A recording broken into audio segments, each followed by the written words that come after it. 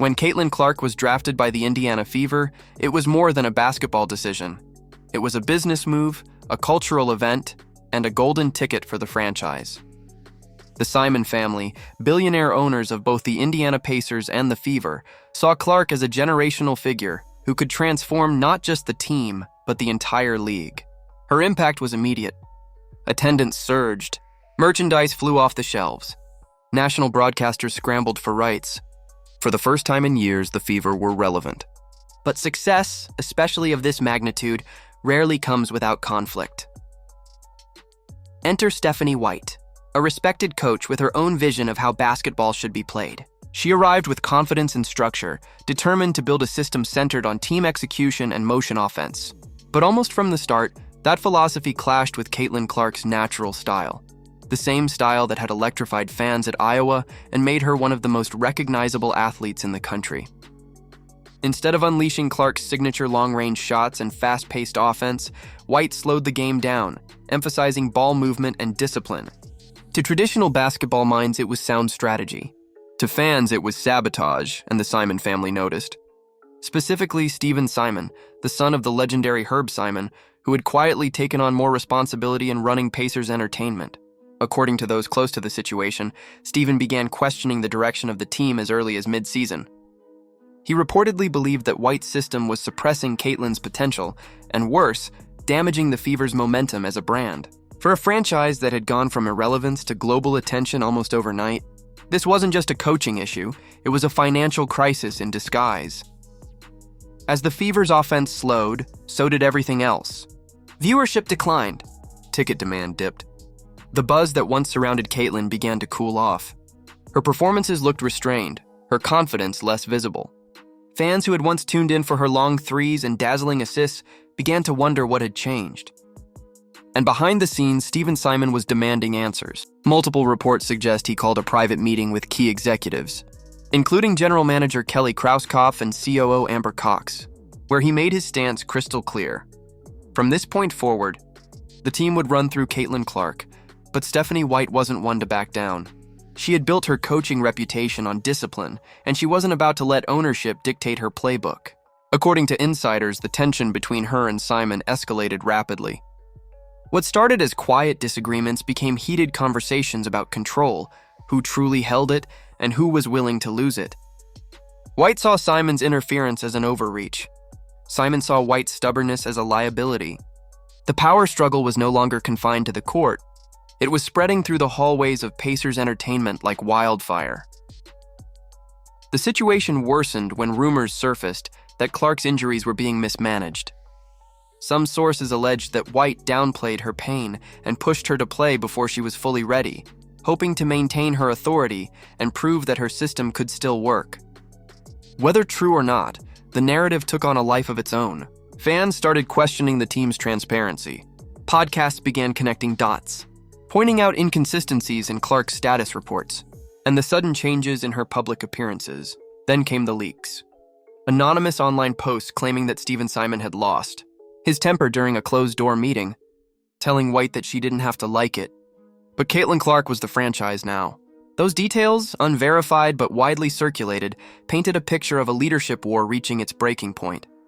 White, allegedly furious, began distancing herself from public engagements, while Simon tightened his control over operations.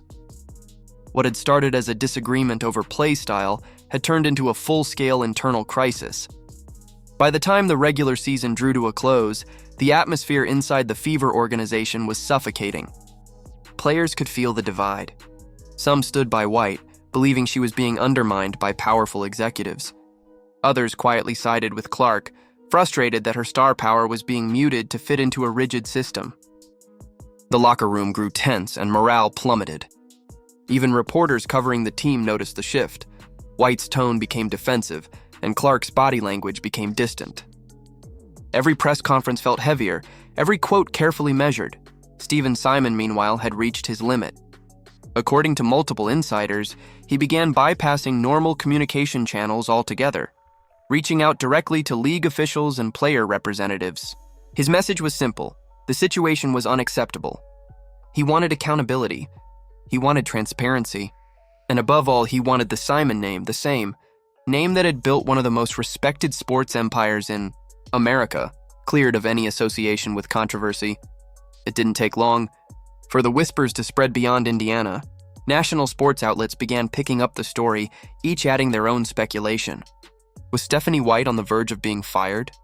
Was Stephen Simon preparing to rebuild the Fever around Clark's image entirely? And what did this mean for the league that had placed so much of its future on her shoulders? The rumors intensified when Clark appeared at practice one day, only to be sidelined without explanation the next. The team cited load management, but fans weren't convinced.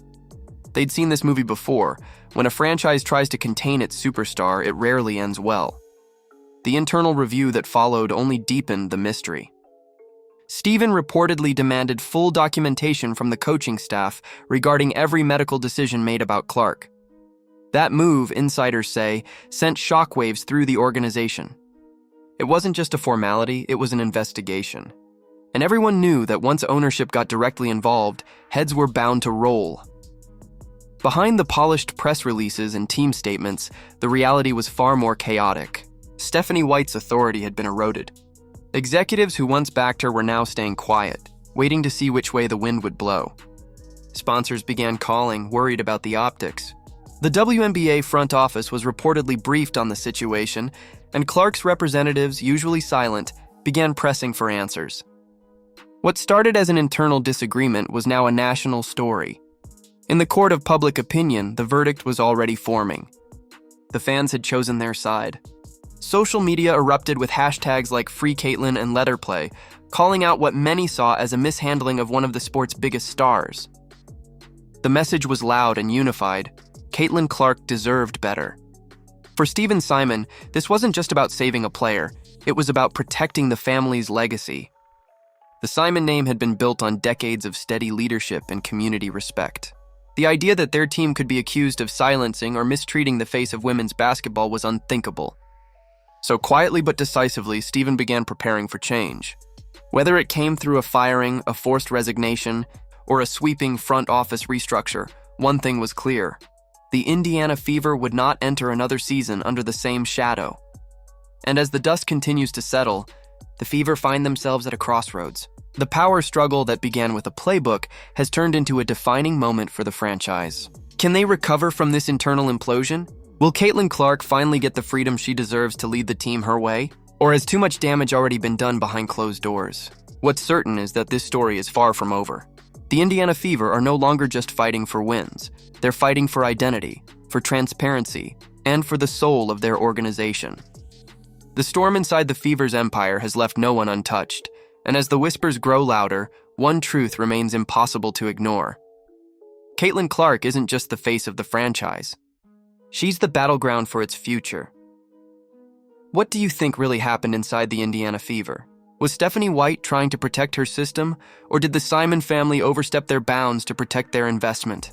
Is Caitlyn Clark being held back, or simply caught in the middle of a battle much bigger than basketball? Share your thoughts below, and if you believe this story deserves more attention, hit that like button, subscribe for more deep dives, and stay tuned for the truth behind the next chapter in this unfolding saga.